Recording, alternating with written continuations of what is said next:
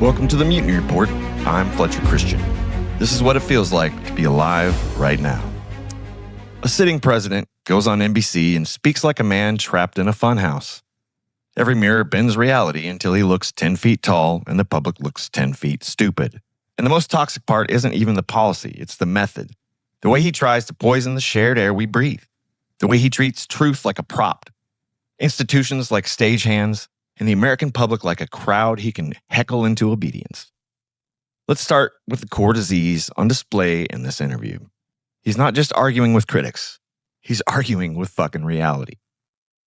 Tom Llamas, who I thought did a decent job, brings up polling, and Trump's response isn't, here's what I'll do better. It's, I don't believe the polls, followed by the classic magician move. Some polls say I'm 71. Some say I'm 44. Therefore, the whole concept is dishonest. Then he takes it one step further and does what he always does. He pulls the pin, throws the grenade, and strolls away like it's your fault the room is smoking. The polls are almost as dishonest as some of the reporters themselves, quote unquote. That line is a toxin capsule. Because if you got this wrong, it's the measuring tool is fake and the people holding it are liars. That's not leadership. That's an arsonist yelling fireproof while he's flicking matches into the curtains. And you can feel what he's doing. He's building a sealed container where he's never fucking wrong. If the numbers praise him, that's good reporting. If they don't, they're crooked. If the economy hurts, that's your imagination. If the economy improves, it's a miracle he performed with his mind. He even says it out loud. I should be at 100%. Not, I want to earn trust. Not, I want to persuade. Not, I understand people are struggling. No, I should be at a fucking 100. What a douche. That is not politics. That is the demand for worship, which the evangelicals pretty much do worship him. Then he moves to immigration and crime, and you see the second toxin, dehumanization as a governing style.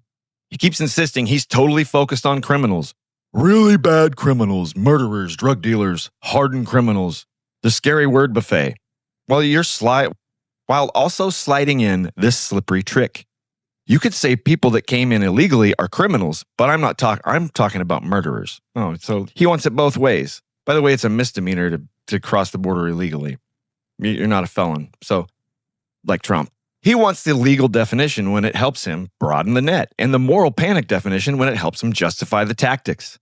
And when Llamas brings up Minneapolis, 2 U.S. citizens killed, Trump does the most revealing thing in the entire interview. He says he's not happy. He says it shouldn't have happened, but first he tries to poison the dead. He was not an angel. She was not an angel, quote unquote. That's the script.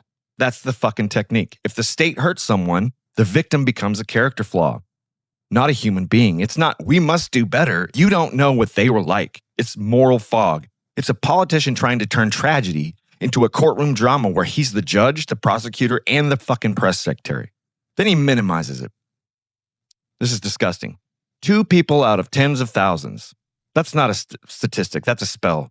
It's a way of telling you, don't feel what you feel. It's a way of laundering violence into PR math. And that's the other poison. He keeps saying the problem is public relations, not accountability, not process, not fucking oversight, not policy design. Public fucking relations. We don't sell the great job that we're doing because you're not doing a fucking great job, dude, period. He is not governing, he's branding. Which brings me to the most grotesque, revealing theme of the whole thing. His obsession with putting his name on the country like the fucking hotel he bought. This week, Axios ran a piece cataloging how Trump has been trying to slap his name on American institutions and landmarks. Proposals like renaming Dulles Airport and Penn Station after himself? What is the fucking deal with this guy? Pushing Trump-branded programs and commemorative items. Government is just another product line? This guy is such a douche. I'm sorry. I have buyer's remorse. And why is this so deeply messed up? I asked. You asked. Because the presidency is not supposed to be a fucking monogram machine. The office is supposed to be temporary. The country is supposed to be permanent. But he treats America like a fucking mirror. Every policy becomes a selfie. Every institution becomes a billboard. Every disagreement becomes a personal insult. The guy's suing his own people. He's suing the IRS for $10 billion. I wonder how his IRS guy feels about that. In another part of the interview, he's in the Oval Office basically asking out loud if he belongs on the Mount Rushmore of memory. Llamas asks if people will talk about him like Washington and Lincoln, and Trump says people shout, "GOAT!" The whole vibe is history is my fucking applause track. And you can see how this vanity infects everything else.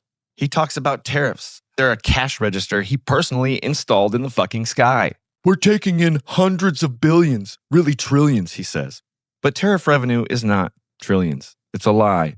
Richmond Fed put the 25 tariff customs duties take around the hundreds of billions range. Big, yes, but not trillions. So what is he doing? He's inflating numbers the way an insecure man inflates his resume. Because the story is always the same. I am the source of money, safety, greatness, and salvation. Anything bad is your fault, or you're not cool enough to understand it. He does it with the gas prices too. $1.99 a gallon last week. Where were they? Where the fuck was he? National average gas prices around this time are nowhere fucking near that. Could he find one cheap station somewhere? Sure. But leadership isn't cherry picking one receipt and declaring victory over physics. That's an influencer move. That's a man selling vibes. Now let's talk about the part that should chill your spine. Elections. Thomas asks, what do you think about this? Are you about nationalizing elections? And Trump does the slippery little denial. I didn't say nationalized. Then what does he fucking mean anyway? Then he immediately says, if states don't straighten it out, something else has to happen. And he floats federal controls as opposed to state controls. That's not a policy debate. That's a pressure campaign against the basic structure of elections in the U.S., and it pairs perfectly with his poll denial. Because if you can convince people the measurement is fake, then you can convince them outcomes are fake. It's the same virus with two different fucking slogans. Then the Georgia segment hits like a brick. Trump talks about the FBI seizure of election materials in Fulton County is going to reveal the true winner of that state. But Reuters reporting says Fulton County is challenging the FBI seizure and the affidavit is sealed. The county raised concerns about process and chain of custody. The raid exists. The true winner is Trump turning an ongoing legal fight into a prophecy.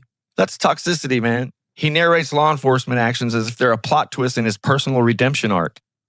And speaking of weaponizing institutions, the Federal Reserve. In the interview, he talks about the Fed's independent in theory, but then basically says, I know better than everybody and my pick wouldn't get the job if he wanted to raise rates. Trump knows he's the smartest man, greater than all the generals, knows more than anything. Guys, it's fucking disgusting to me.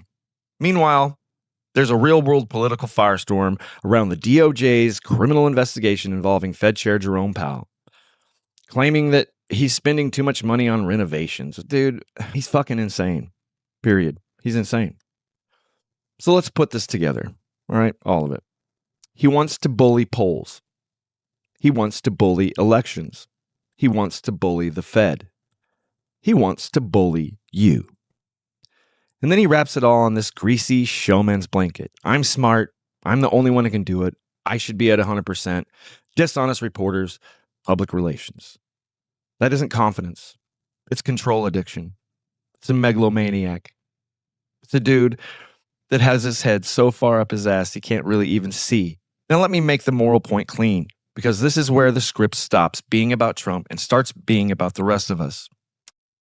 President telling the public, don't trust the polls, don't trust the press, don't trust the election systems unless I approve. And by the way, I want federal control. If you don't do it my way, it's not merely controversial, it's corrosive. It dissolves civic oxygen. It turns a country into a constant hostage negotiation where the hostage is reality. And the name on everything obsession, renaming airports, institutions, government programs, plastering Trump like it's a brand stamp makes it worse because it tells you the real mission. It's not service. It's not stewardship. It's not a republic, but legacy worship. One nation under Trump. Right? America is not a brand extension. The presidency is not a fucking Sharpie. The public is not a focus group you can gaslight into chanting GOAT while you rewrite the rules of the game. This interview is toxic because it tries to train you to doubt your senses. You can't afford that. You just can't. Stay loud, stay human, and for fuck's sake, stay mutinous. Mutiny out.